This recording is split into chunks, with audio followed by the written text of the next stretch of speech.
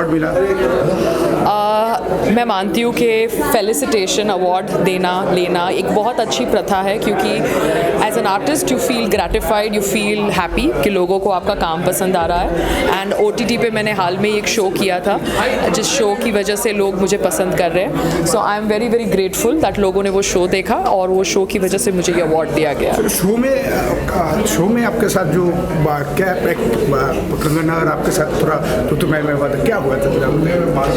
नहीं, तू मैं नहीं हुआ था। आप जब कोई शो में हिस्सा लेते हैं और शो में अगर कुछ कहा जाता है आपके अस्तित्व के ऊपर, तो आप उसका जवाब देते हैं, क्योंकि आप वहाँ पर चुप रहने के लिए नहीं गए हैं। आपको शो में बुलाया गया है क्योंकि आपकी एक पर्सनैलिटी है, और वो पर्सनैलिटी के अनुसार अगर कंगना भी कुछ बोलेगी जो मुझे ठीक नहीं लगेगा तो मैं अपने लिए तो खड़ी रहूँगी। तो आप तो चुप रहने वाले तो है नहीं। हाँ, तो इसलिए मैंने अपना पक्ष रखा, बिकॉज अगर कंगना जी को स्क्रिप्ट के अनुसार मेरे से कुछ सवाल पूछने हैं तो उस सवाल का मुझे जवाब तो देना पड़ेगा ना। अब आते हैं मुद्दे पे, सवाल पे। आज मस्जिद में हमारा शिवलिंग मिला है, क्या कहेंगे? मैं बहुत खुश हूँ क्योंकि मैंने न्यूज़ पढ़ी कि ज्ञानवापी मॉस्क के नीचे वेल के अंदर शिवलिंग मिली है।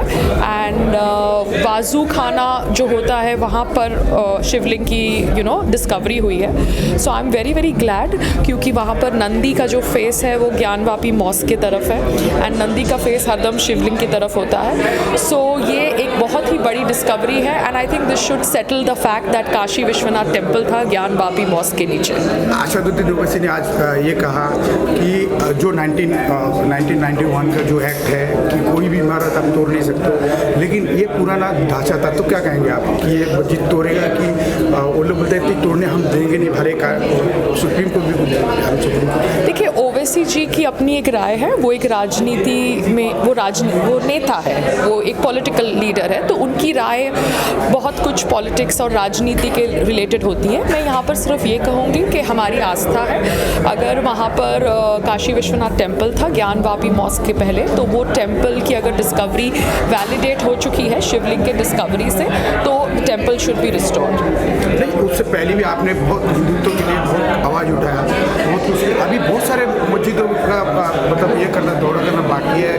कोर्ट ने ऑर्डर दिया, हाईकोर्ट ने ऑर्डर दिया, मुस्लिम समाज मानने को तैयार नहीं। आप क्या कहेंगे? नहीं, मैं ये सब के ऊपर कुछ बोल नहीं सकती। मैं सिर्फ ये कहूँगी कि जहाँ जहाँ लीगल रूप से डिस्कवरी हुई है, जैसे ज्ञानवापी मॉस्क में शिवलिंग की डिस्कवरी हुई है, तो ये साबित करता है। तो और भी मस्जिदों का हाँ, तो अभी हम ज्ञानवापी मॉस्क की बात करेंगे, बिकॉज मैं ऐसे अंधेरे में तीर नहीं डाल सकती। ज्ञानवापी मॉस्क में शिवलिंग का डिस्कवरी हुआ है, तो ऑब्वियसली दैट शोज दैट वहाँ पर काशी विश्वनाथ टेम्पल था, नंदी का face is towards Gyanvapi mosque, तो वहाँ पर obviously the temple has to be restored legally. Navneet Rana को देशद्रोही एक्ट में नवनीत राणा को देशद्रोही एक्ट में जो अरेस्ट किया था, किसको? नवनीत राणा। हाँ, तो हनुमान चालीसा पढ़ने वाला था उद्धव ठाकरे के घर में, उसमें देशद्रोह लगाया गया था। तो आप क्या कहेंगे उसके ऊपर? कि नवनीत राणा बोलते हैं कि मेरे ऊपर देशद्रोह गलत था। देखिए, नवनीत राणा जी एक इंडिपेंडेंट लीडर है एंड मैंने सुना कि उनको 10-12 दिन का जेल हुआ था। अब उनको एग्जैक्टली उनकी जो इशू था वो मैं पढ़ नहीं पाई, क्योंकि उस समय मैं लॉकअप में थी। मगर हम एक लोकतंत्र में रहते हैं, और अगर उनको लगता है कि उनके साथ गलत हुआ है और उनको गलत तरीके से जेल भेजा गया है या उनके ऊपर गलत केस लगाए गए, तो आई थिंक एज अ नेता इन अ लोकतंत्र, she has the right to fight for herself. ये जो राज ठाकरे आप वापस से हिंदुत्व मुद्दे पे आए, पहले तो यूपी बिहार के खिलाफ थे, तो अब राज ठाकरे